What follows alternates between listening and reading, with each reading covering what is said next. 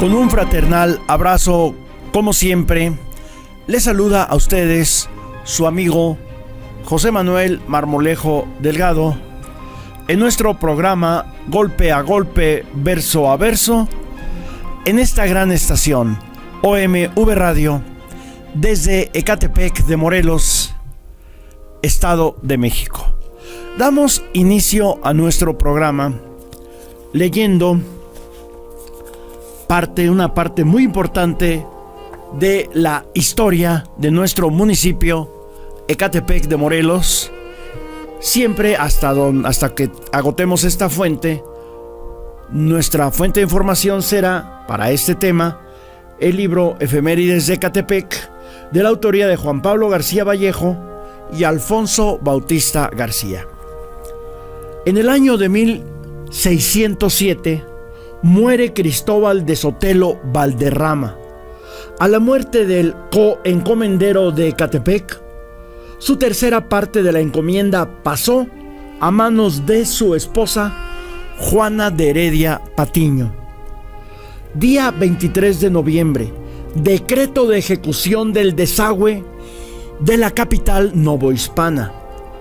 El 11º virrey Luis de Velasco, hijo, quien gobernó la Nueva España por segunda vez, de 1607 a 1611, vio en el proyecto de desagüe del lago la solución definitiva a las inundaciones. Para designar el lugar del desagüe se trasladó a Huehuetoca, junto con oidores, el cabildo secular y eclesiástico y maestros de matemáticas y arquitectura como Enrico Martínez. Luego de la inspección se decretó la ejecución de la obra a petición del ayuntamiento, haciendo contratos de trabajo, herramientas, bestias y materiales de construcción. Día 28 de noviembre de 1607. Retardo en trabajos hidráulicos. El virrey Velasco verificó en persona el inicio de los trabajos de desagüe porque estos se estaban retardando. Ahora regresamos a nuestra temática general del Maximato. En particular hemos tratado el tema de la rebelión militar de Arnulfo R. Gómez y Francisco R. Serrano, y cómo en la Cámara de Diputados se suscitó una gran polémica porque los 28 diputados antirreeleccionistas fueron desaforados injustamente ante la falsa acusación de ser copartícipes en el movimiento armado en contra del presidente Calles. Pero antes de ello, queremos destacar que tenemos como fondo en nuestra pantalla esta fotografía que destaca la importancia del uso de la bicicleta en lugar del transporte público, en lugar del transporte privado. Dejemos de usar el transporte privado, dejemos de usar combis y microbuses, mejor usemos la bicicleta para transportarnos. Después de la intervención del diputado antirreeleccionista Nicolás Cano, que defendió con valor la postura de su fracción, intervino a gritos el diputado suplente Belaunzaurán, que era suplente del licenciado Bordes Mangel, y dijo: el Belaunzaurán era antirreeleccionista, la rebelión la desapruebo. Treviño, que en ese momento tenía el uso de la palabra, Ricardo Treviño, le contestó que la desaprobaban en ese momento porque sabían de la iniciativa para desaforarlos, pero que siempre supieron los antirreeleccionistas que habían de rebelarse. Treviño acusó al diputado Cano de ser comunista y espía de la Tercera Internacional, y de que su función era la de sembrar la división entre los grupos revolucionarios. lo que se podía comprobar con los informes que el Partido Comunista de México envía cada año a Rusia. De ahí parten los ataques al gobierno del general Calles por parte de los comunistas rusos. Bueno, por eso cuando se encontró en Londres con el secretario de la legación de Rusia en México, le dijo que el general Calles era enemigo de los trabajadores. Ricardo Treviño aseguró que el propio secretario de la legación rusa le dijo saberlo por los informes que les enviaba el Partido Comunista de México. Luego intervino el diputado Cincunegui III, quien preguntó: ¿puede encontrarse justificación alguna al golpe dado con la mira de echar por tierra las conquistas revolucionarias para dejar el país en manos de un militarismo improvisado? No hay nada que justifique la rebelión. Luego insistió, porque previamente ya había abordado el tema, en que la proposición de desafuero de los diputados antireeleccionistas carecía de sustento legal, pero que era viable y justificada porque se hace eco del sentir popular, que pugna ante todo por afianzar las conquistas revolucionarias y no quiere que se entregue la patria a las ambiciones personales. Concluyó asegurando que le causaba enorme tristeza ver cómo sus amigos caían muertos bajo las balas justicieras, pero que el terreno de las liquidaciones sociales, aún con el corazón oprimido, se inclina ante el paso del pueblo, pensando que si bien es cierto que la revolución mata a sus hijos, en cambio los diputados triunfan.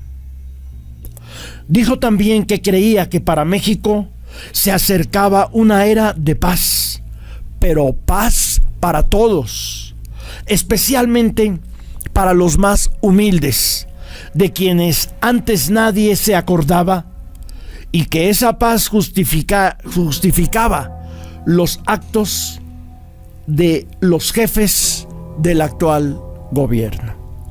El diputado Elpidio Barrera, que se encontraba en la lista de quienes en unos instantes más dejarían de serlo, tomó la palabra a favor de la iniciativa de desafuero. Afirmó que no iba a pedir perdón, que era antireeleccionista sin pertenecer al grupo organizado de la Cámara y sin haber tenido noticia de la rebelión sino hasta hacía unos momentos en el cuarto del hotel en que se hospedaba.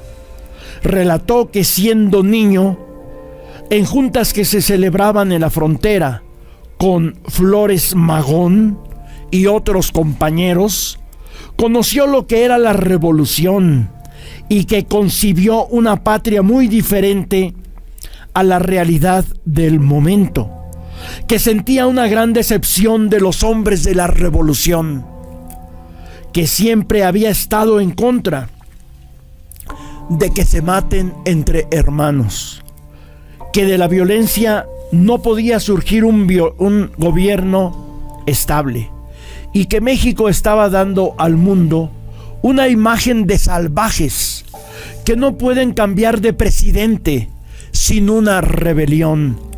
Los culpables de todo eso son quienes modificaron los artículos 82 y 83.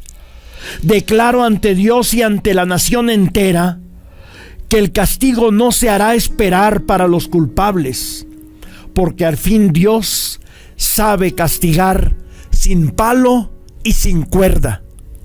Los diputados contrarios se burlaban saherientemente de él, y Elpidio Barrera les enristró esta frase candente: más fácil es hacer el papel de cobardes cuando se está ante un enemigo caído.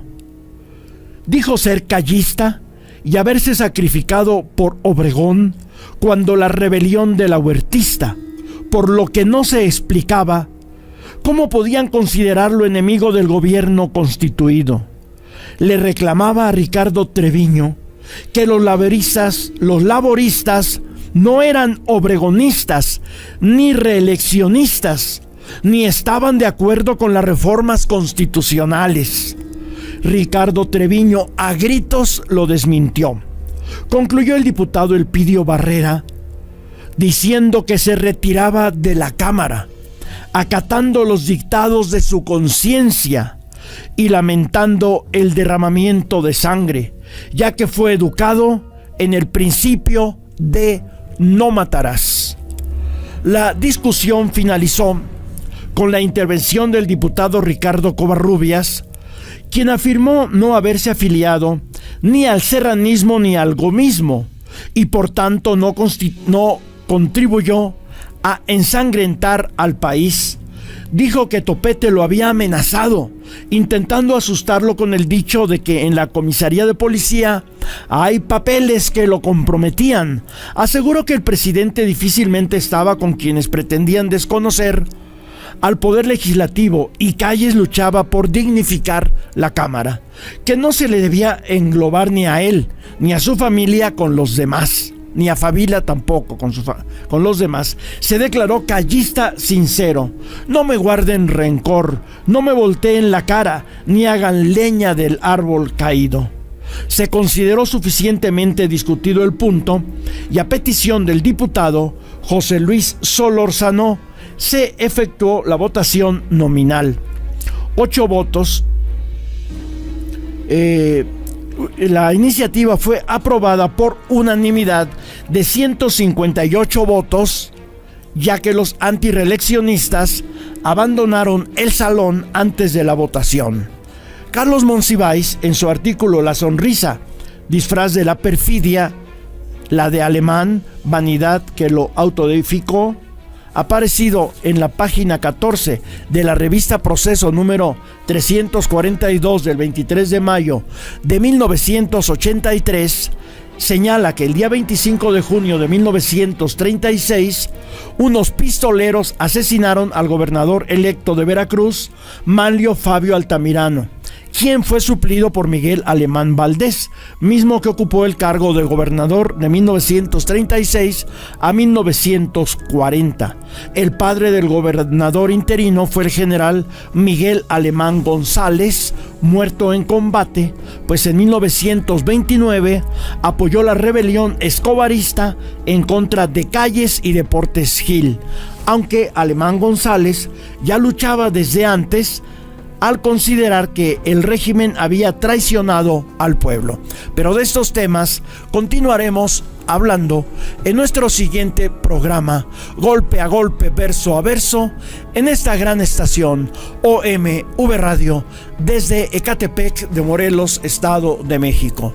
Se despide de ustedes su amigo José Manuel Marmolejo Delgado.